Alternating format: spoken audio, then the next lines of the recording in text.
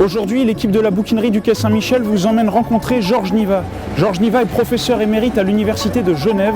C'est l'un des plus grands slavisants français. Et nous allons nous entretenir avec lui pendant 1 heure où nous allons repasser sa carrière, ses rencontres et ses amours littéraires.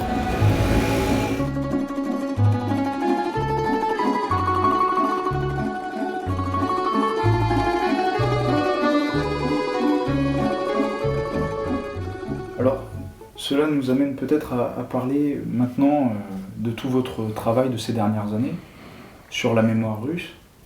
De quelle mémoire est faite la Russie d'aujourd'hui et d'hier? En quoi la mémoire d'hier a une influence sur la mémoire d'aujourd'hui? J'aimerais que vous nous en parliez un petit peu pour savoir quelle est votre pensée sur la Russie d'aujourd'hui. C'est-à-dire que l'idée est bien sûr que ça amène à la Russie d'aujourd'hui, puisqu'il s'agit de voir ce qui subsiste dans la mémoire. La mémoire personnelle est faite d'autant de mémoire que d'oubli. Si on n'oublie pas, on finira par mourir étouffé. Trop de mémoire vous étouffe. C'est presque une maladie d'avoir une mémoire d'absolument tout. D'ailleurs, c'est une maladie. Disons, il y a des autistes qui ont une mémoire totale, de A jusqu'à Z, de chaque livre, de chaque événement. Donc nous avons besoin d'oublier pour pouvoir vivre et survivre. Et on peut sans doute dire la même chose d'une nation, d'un corpus social. Il faut savoir oublier et il faut savoir ne pas oublier. Alors le dosage d'oubli et de mémoire est extrêmement important. Dans la Russie soviétique, le dosage d'oubli était énorme. Il y avait des oublis qui étaient imposés. L'autre jour, j'ai donné l'exemple de ces pages de l'encyclopédie soviétique que chacun devait retirer et puis coller une autre page à la place. Bon, ça c'était l'oubli imposé. Il ne fallait pas mentionner Trotsky, il ne fallait pas mentionner Boukharine, ni Kamenev, ni Zinoviev. Donc au fur et à mesure, il fallait découper leur tête dans les images collectives. Il fallait enlever leur nom dans les œuvres où ils apparaissaient. Leurs œuvres à eux, naturellement, avaient disparu totalement. Mais il y avait aussi l'oubli inconscient, parce que si vous ne faites pas marcher votre mémoire, elle va commencer à oublier. La mémoire ouvrière a été perdue, et il y avait une mémoire ouvrière qui datait de la fin du XIXe siècle, avec des chansons ouvrières dont on a fait après des recueils, les Tchistouchki.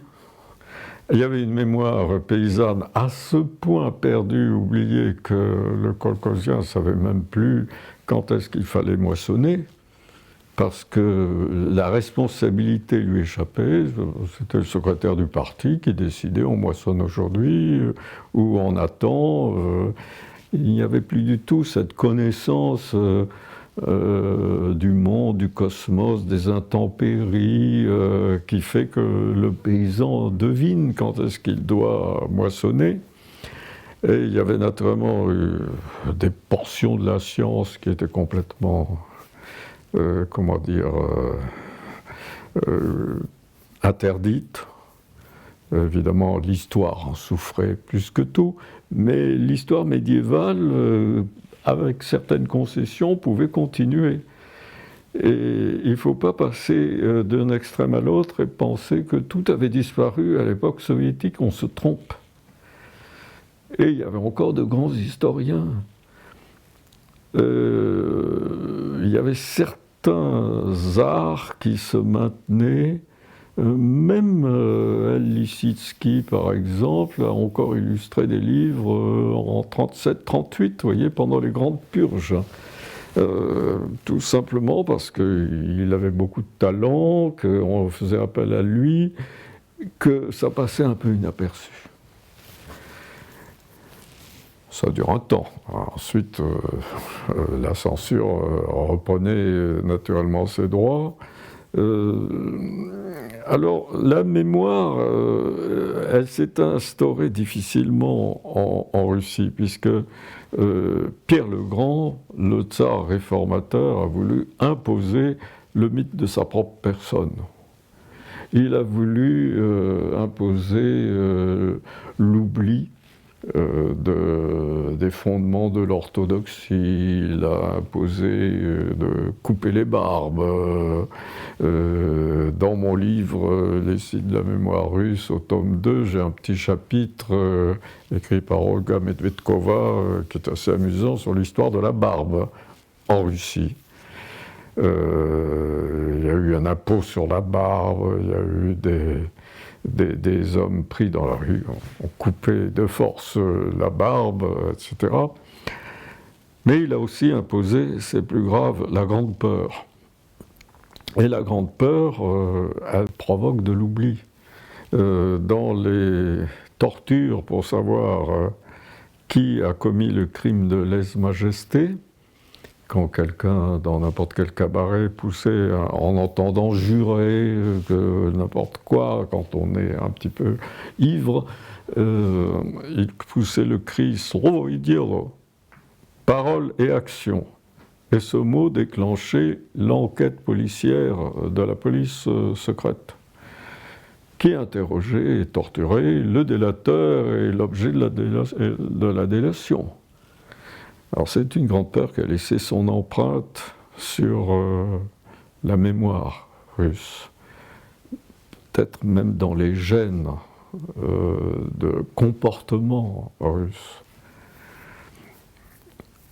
L'histoire de la Russie et sa mémoire sont faits de débats pour savoir, au fond, si la Russie est victime ou bourreau. Parce que la Russie s'estima très souvent victime, jusqu'à aujourd'hui. Humiliée. Humiliée par l'Occident. Humiliée par le regard que l'étranger porte. Et au tout début de l'histoire russe, il y a l'histoire de l'appel aux Varegs, l'appel aux Normands, parce que c'est les mêmes qui sont venus en Normandie, les Varegs, les Vikings, et qui sont venus à Novgorod, qui étaient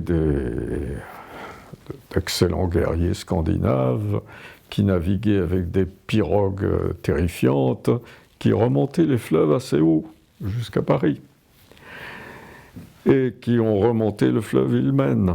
Donc c'est le même genre d'invasion par les Vikings, mais alors en Russie, la légende, c'est que nous avons fait appel à eux, parce que nous ne savions pas nous gouverner nous-mêmes. Donc l'appel aux Varegs, j'ai mentionné Amalric tout à l'heure, son diplôme d'étudiant, il portait là-dessus, sur la théorie qu'on appelle normaniste dans l'historiographie, c'est-à-dire l'appel aux Normands, normaniste, qui est en fait l'appel aux Varegs. Alors c'était très mal vu, ça prouvait qu'il avait en lui de la graine de dissident pour choisir ce sujet-là. Et vous retrouvez ça tout au long, comme vous retrouvez aussi la querelle entre la Russie est-elle un État ou un peuple. Les grands historiographes, les premiers, c'est un État, avant tout un État, parce que nous, dans notre plaine immense, qui est un véritable continent, dans notre boue, notre poussière, notre steppe, notre toundra, si vous n'avez pas un pouvoir fort, un point qui tient tout ça, vous disparaissez. Donc c'est d'un côté la théorie du point, de l'autre côté la théorie de l'assemblée des Cosaques ou l'assemblée du Vietché de Novgorod, c'est-à-dire malgré tout, par exemple à l'université européenne de Saint-Pétersbourg, Et il y a un jeune historien qui mène des recherches, fait des conférences sur la tradition démocratique, mais il préfère l'appeler républicaine. La tradition de la Respublika en Russie. Alors, oui, en un certain sens, la Douma, c'est une résurgence en 1905 d'avoir des assemblées appelées Douma. Il y a eu des Doumas de boyards. Il y a eu des Doumas que Ivan le Terrible a tâché de mater. Alors voilà, essayez de voir, voyez, les choses compliquées qui ont tressé la mémoire russe, dans laquelle il y a hypermnésie et amnésie, trop de mémoire et pas assez de mémoire, selon l'ondulation des vicissitudes historiques. Alors, est-ce que la Russie d'aujourd'hui, à force de vouloir tout garder, quelque part, n'est pas en train de créer une hypermémoire, et même, si je puis me permettre cette expression, de court-circuiter un petit peu la mémoire historique, puisqu'on va voir très bien, on va recueillir Nicolas II, on va célébrer Nicolas II, et comme on va revoir chez certaines personnes une résurgence d'un certain stalinisme, tout ça est convoqué en même temps, finalement on ne jette rien, on garde tout, voilà. Mais qu'est-ce qu'on fait ? Quelle direction on donne au discours historique ? C'est-à-dire, on attend que la direction soit donnée. Quand il y a toutes les directions à la fois, on attend qu'elles soient données d'en haut. L'historien Nathan Eldaman disait « Chez nous, toutes les révolutions sont d'en haut. Chez vous, elles sont d'en bas. » Bon, c'est vrai que le quartier Saint-Antoine à Paris a dirigé pas mal de choses, et en particulier les massacres de septembre. Chez nous, c'est d'en haut. Pierre le Grand est un bolchevique d'en haut, qui fait la révolution d'en haut.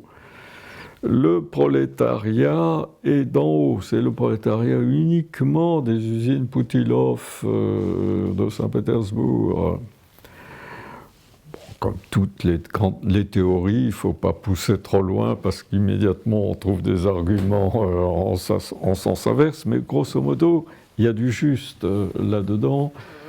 Actuellement, les instructions du président Poutine pour les manuels d'histoire, et surtout de son exécutant, disons, le ministre de la Culture, M. Medinsky, c'est de lutter contre les mauvais mythes qui concernent la Russie. Vous voyez, le Knut, le servage, etc.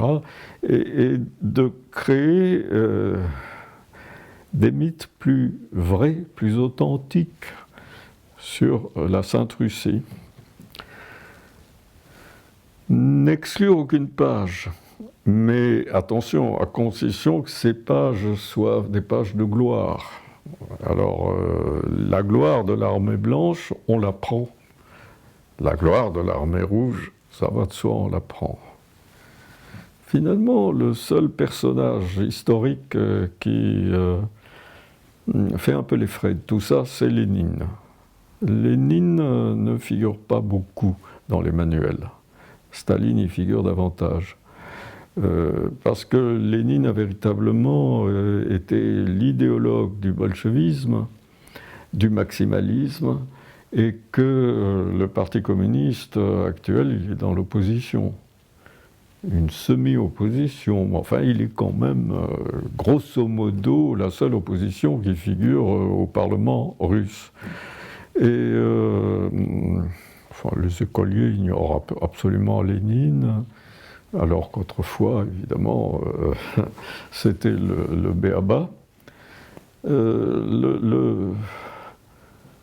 Le grand danger, c'est que, bon, la mémoire est une chose, j'ai tâché d'en écrire une sorte de relevé de la mémoire russe, comme Pierre Nora l'a fait pour les lieux de la mémoire en France. Ça ne remplace pas une histoire. L'histoire, c'est autre chose. L'histoire, c'est les faits avérés par les documents. L'histoire, c'est les archives, les documents, et c'est l'accumulation des travaux sur les archives. Il y en a eu beaucoup en Russie dans les années 1990, 2000, mais ensuite ça diminue. L'accès aux archives est plus difficile, les instructions sont différentes. Pas mal d'historiens ont trouvé des chaires aux États-Unis ou par ici, en France, en Allemagne.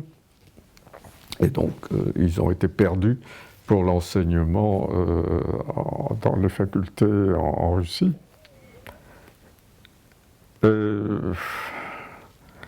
Moi, j'ai deux questions qui me préoccupent. La première, c'est est-ce que le grand effort historique va recommencer, mais pour ça, il faut des circonstances favorables. Il faut qu'on puisse faire carrière d'historien. Il ne suffit pas de dire la recherche historique est libre. Pour qu'elle fonctionne, il faut qu'il y ait des postes de chercheurs et sans les instructions de chercher exactement et uniquement dans tel sens. Et puis la deuxième, alors, c'est est-ce que l'utopie a disparu de la mémoire russe? Parce que malgré tout, un des ressorts de l'histoire et de la mémoire russe, c'est l'utopie socialiste au XIXe siècle, avec une histoire compliquée, avec de grandes figures comme celle d'Alexandre Herzen. Il me paraît difficile que ça ait complètement disparu de la psyché, des gènes, appelons ça comme on veut, toutes les expressions sont valables et fausses. Est-ce que ça a complètement disparu? Est-ce que la Russie revient à une espèce de matérialisme néocapitaliste dans un grand manteau de nationalisme, et puis c'est tout? Ou bien est-ce qu'elle va à nouveau rêver d'égalité réelle? Comme elle a rêvé, elle en a pâti, parce qu'elle a mené très loin. Il me paraît difficile que ça ait complètement disparu, mais aujourd'hui on n'en voit plus les prémices. M. Niva nous a fait le tour de la question de la mémoire. Pour rebondir sur ce que vous venez de dire, est-ce qu'il y aurait un écrivain russe actuel qui ferait vivre cette idée de l'utopie socialiste ou de l'idéal qu'avait Alexandre Herzen, que vous venez de mentionner? Y en aurait-il un? Non, l'utopie, non. Il y a des écrivains qui sont dans l'opposition. Il y a Andrei Shishkin, Mikhail Shishkin, qui a écrit 3 grands, merveilleux romans qui sont d'étranges utopies délirantes. La prise d'Ismaël, par exemple, ou bien le cheveu de Vénus. Il continue sa carrière, mais il s'est exilé. Il habite en Suisse. En Allemagne, ou quelquefois il a une bourse aux États-Unis. Il a énormément de talent. Il y a des pièces de théâtre, il y a des essais, puis il y a ces grands romans. Alors, j'ai pas mal d'amis dont j'estime énormément les œuvres à l'heure actuelle. Il y en a qui, d'ailleurs, viennent de disparaître. Il y a Alexandre Arkhangelsky, il y a quelques femmes comme Oulitskaya, qui a commencé sa carrière par la France. Et ensuite, elle est revenue en Russie, disons, elle a ses éditions chez Gallimard qui l'ont lancée. Petouchevskaya, il y a quelques beaux poètes. Il y a aussi le genre, si vous voulez, du roman historique qui fleurit, mais comme chez nous, comme si on se réfugiait dans une histoire légèrement romancée. On ne peut pas dire qu'à mon avis, hein, j'hésite à me prononcer, qu'il y ait une figure dominante. Comme, disons, fin 19e siècle, bon, il y avait Léon Tolstoï. Il dominait, parce qu'il captait vraiment ce que la Russie voulait dire, c'était par sa bouche. La résurrection, c'est par sa bouche que le problème de violence et non-violence a été traité. Le problème d'anarchie ou pouvoir fort a été traité. Bon, mais c'est pas un reproche fait à la Russie parce que je pense qu'à l'heure actuelle, la littérature a perdu son apostolat.